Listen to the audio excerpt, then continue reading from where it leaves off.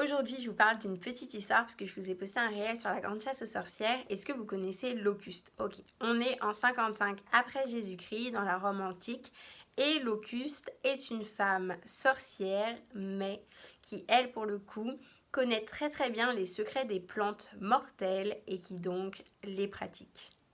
Néron est un empereur romain qui est plutôt très très même jaloux de son frère mais par alliance qui s'appelle Britannicus.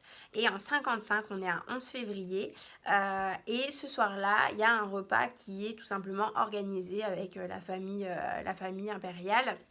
Et donc il y a Néron, Britannicus, leur mère qui est Agrippine il me semble, voilà, et d'autres personnes qui sont invitées. Et ce soir-là, eh bien Britannicus qui est âgé de 14 ans va brusquement mourir. Là tout le monde se dit il fait une crise d'épilepsie parce qu'à l'époque il était épileptique. Il était en fait épileptique et donc tout le monde se dit bon bah voilà il nous fait une crise d'épilepsie. Non, non, non, ce n'était pas une crise d'épilepsie. Certains historiens vont partir pour une rupture d'anévrisme et donc qui a causé l'épilepsie, en fait la crise d'épilepsie et donc la mort.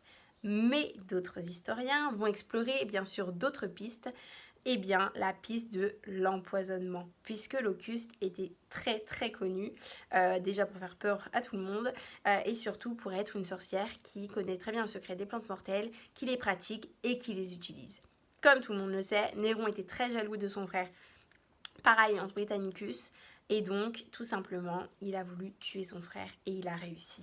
Les historiens rapportent que quelques jours avant le drame, donc avant le 11 février 55, Néron serait allé rendre visite à Locuste, cette fameuse sorcière, et du coup aurait fait un pacte avec elle tout simplement pour pouvoir éliminer son frère Britannicus.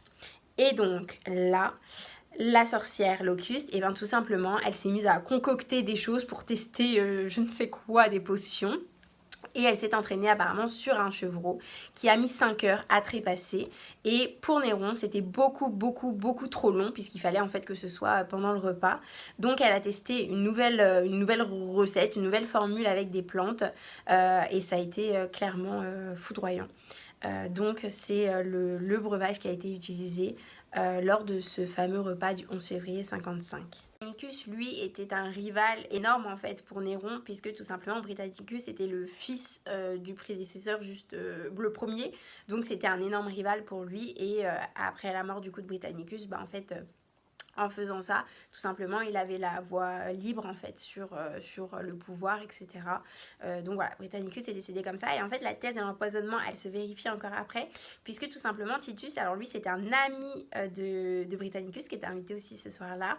Et en fait, lui, il a juste bu une petite gorgée et il n'est pas décédé. En fait, il a été très malade après. Donc voilà, la thèse de l'empoisonnement, c'est vérifié après. Cette histoire, elle est très connue de l'empereur Néron et de la sorcière Locuste.